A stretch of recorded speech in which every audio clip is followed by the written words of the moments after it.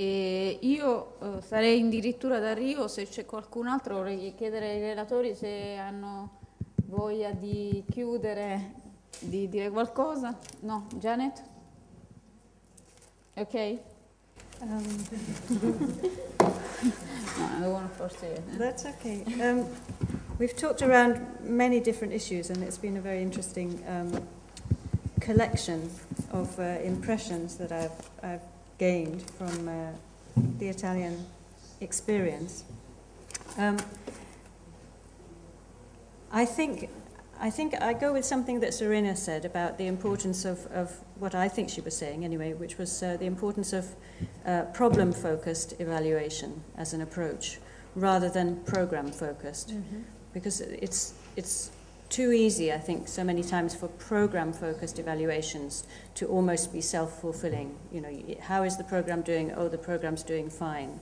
Whereas if you focus your evaluation on a specific societal problem, then I think you maybe have a better chance of learning about strengths and weaknesses of existing policies.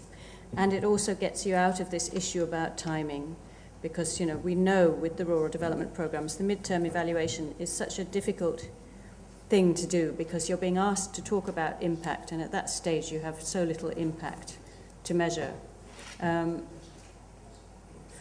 I think if you can be problem-focused, you can use data that goes beyond the existing period. You can draw information from lots of different sources, which is helpful. And I think that some of the thematic studies that have been done have been very useful in really developing an understanding of what's good about certain types of policy approach and what's not so good. I think there is an issue of the theory of design and the practice of design not linking very well sometimes. I think sometimes evaluators can draw approaches from theory which are